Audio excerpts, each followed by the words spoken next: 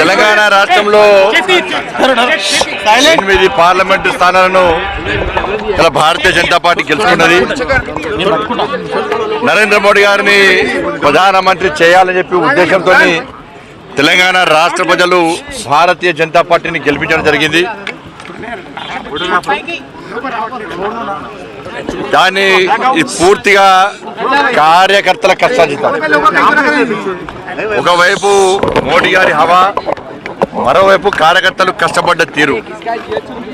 తెలంగాణ రాష్ట్రంలో అనేక సంవత్సరాలుగా కార్యకర్తల బలిదానాలు, కార్యకర్తల త్యాగాలు, కార్యకర్తలు కష్టపడి పనిచేసే తీరు వల్ల ఈరోజు తెలంగాణ రాష్ట్రంలో భారతీయ జనతా పార్టీ స్థాయికి వచ్చింది.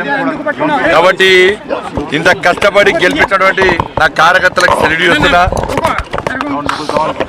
నరేంద్ర మోడీ గారిని నమ్మి నరేంద్ర మోడీ గారిని ప్రధానమంత్రి చేయాలని చెప్పి ఉద్దేశంతో మమ్మల్ని గెలిపించినటువంటి తెలంగాణ ప్రజలకు సెల్యూట్ చేస్తున్నా.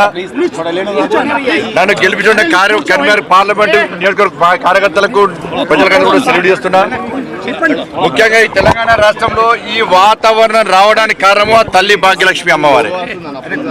ఆ తల్లి దయతోనే ఈ తెలంగాణ రాష్ట్రంలో ప్రతి భారతీయ జనతా పార్టీ కార్యకర్త, ప్రతి ధర్మ రక్షకుడు ఈ తెలంగాణ రాష్ట్రంలో రామరాజ్యాన్ని రావాలని చెప్పి, గొల్లకొండ కిల్ల మీద కాశాబ్జండను రెపరెపలు ఆడించాలని చెప్పి ఒక విశాల దృక్పథంతో ఓ లక్ష్యాన్ని ఎంచుకొని ఈ తెలంగాణ రాష్ట్రంలో భారతీయ జనతా పార్టీ కార్యకర్తలు పనిచేస్తున్నారు. నేను ఇవాళ తెలంగాణ రాష్ట్ర ప్రజలకు నేను హామీ ఇస్తున్నా. తెలంగాణ రాష్ట్రంలో భారతీయ జనతా పార్టీ రాజ్యం వచ్చిన తర్వాత, నరేంద్ర మోడీ గారి రాజ్యం వచ్చిన తర్వాత, పేదల రాజ్యం వచ్చిన తర్వాత ఎట్టి పరిస్థితుల్లో ఈ భాగ్యలక్ష్మి అమ్మవారిని గోల్డెన్ టెంపుల్గా పక్కా మార్చి తీర్థం ఈ తెలంగాణ రాష్ట్ర ప్రజలకు కానుకగా ఇవాళ భారతీయ జనతా పార్టీ ఇవ్వబోతున్నది. అందుకే ఈ తల్లి భాగ్యలక్ష్మి దేవాలయాన్ని బంగారు టెంపుల్గా, గోల్డెన్ టెంపుల్గా మార్చే అదృష్ట అవకాశం మాకు ఇవ్వండి. పవర్ఫుల్ టెంపుల్, చాలా పవర్ఫుల్ టెంపుల్, శక్తివంతమైన టెంపుల్.